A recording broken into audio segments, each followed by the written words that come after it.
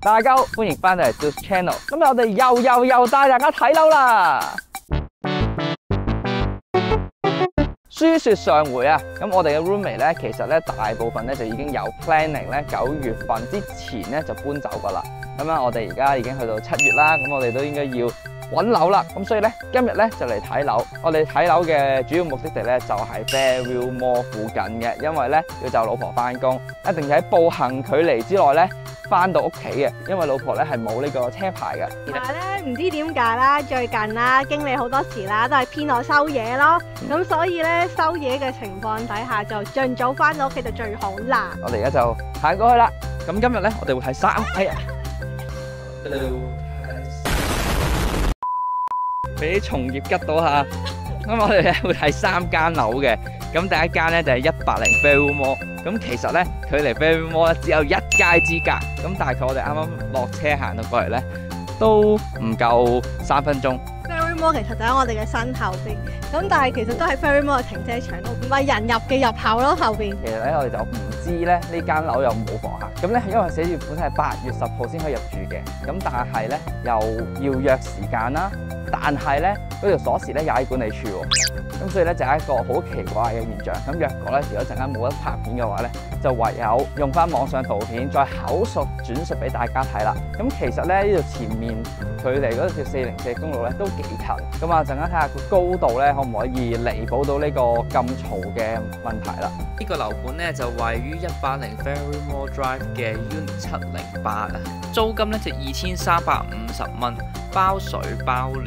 大堂呢度咧就算中等啦，唔算大唔算細。咁呢度咧大件床褥咧係可以直接上去 unit room 嘅，其實就比我哋以前住嗰個 condo 好啲。咁以前咧係試過咧床嗰副都係放喺樓下，然之後我哋咧要自己拎上去，感覺上咧呢度咧好森嚴啊。單位咧就位於7樓08室啊，咁攞完鎖匙之後咧我哋直接上去啊。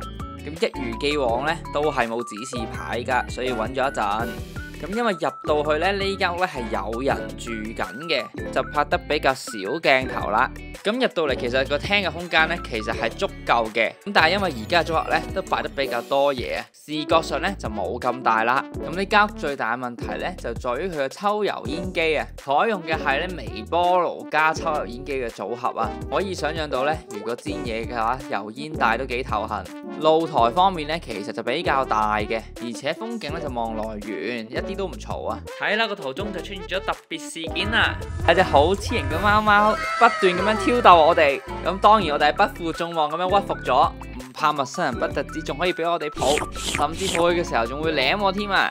樓體驗即時去到100分，經歷完貓貓之亂，我哋嚟睇下間房，咁其實咧都好大，亦都係對窗嘅。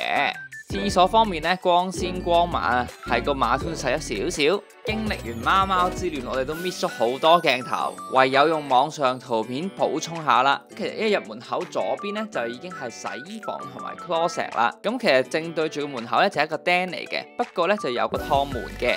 至於入到去個釘咧，其實都幾大嘅，相信放得落一張雙人床之外咧，都仲有位置放到一張台仔。咁呢間嘅感覺咧，其實都幾好嘅，因為咧佢入去嘅空間都幾大，然之後個釘咧又有門啦，咁亦都足夠放一張床去瞓覺嘅。因為咧我哋嚟緊打算咧喺釘度瞓覺，因為陽光太親日貼啦，你一有陽光咧，我哋就會醒。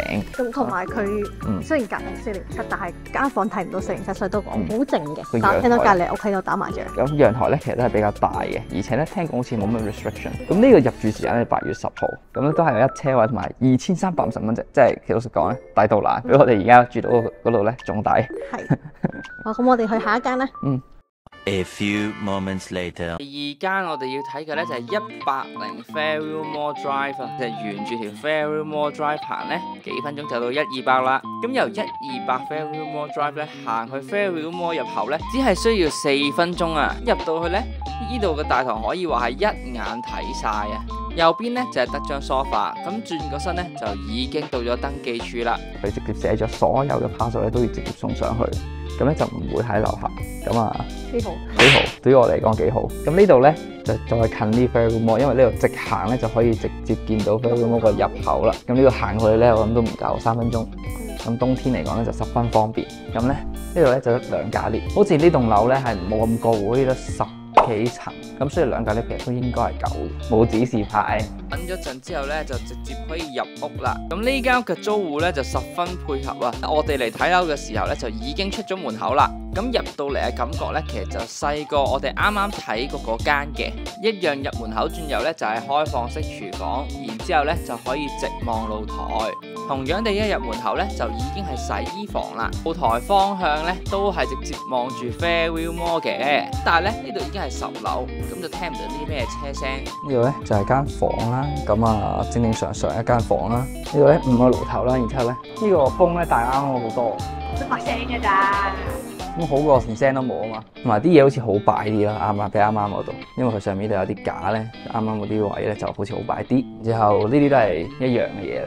咁呢個咧就係個釘咧就細啲，但係咧起碼都放到一張床嘅，一張天生4床咁咧。同埋咧右上角度有個通風口嘅。呢個通風口咧就位於上方，夏天咧就幫得上忙，冬天反而可能要安裝另一個熱風機啊。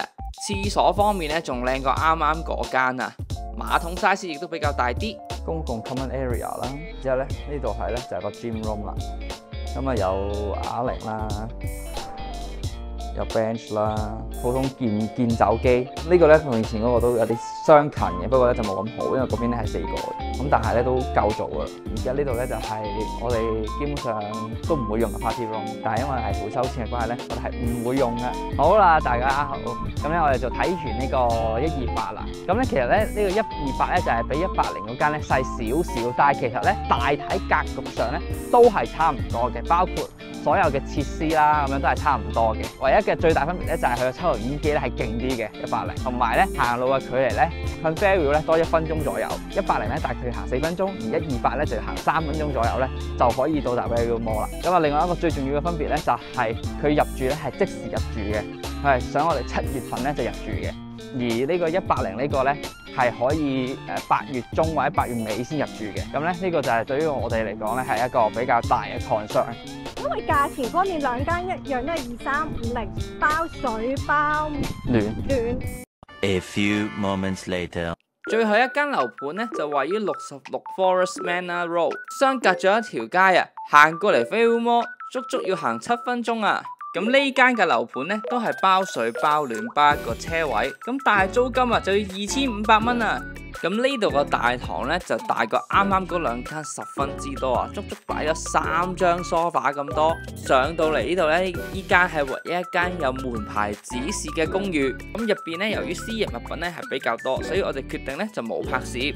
咁呢個則咧一入門口就對住個釘，咁個釘咧其實比較細，而且咧都係一個開放式嘅釘嚟嘅，感覺上咧就唔係咁適合瞓覺啊。咁行多2步咧就到開放式廚房啦。咁雖然睇落去咧有2張料理台係唔錯嘅，但係佢個爐頭啊實在係太細太狹窄啦。估計放咗1隻鑊之後咧，其他3個爐頭都唔可以用啦。咁再望一望個廳啊，咁其實咧都唔算細嘅。咁景色咧可以話係一絕啊，畢竟係25樓。咁目前租戶話咧，甚至可以睇到 CN Tower 放煙花啊。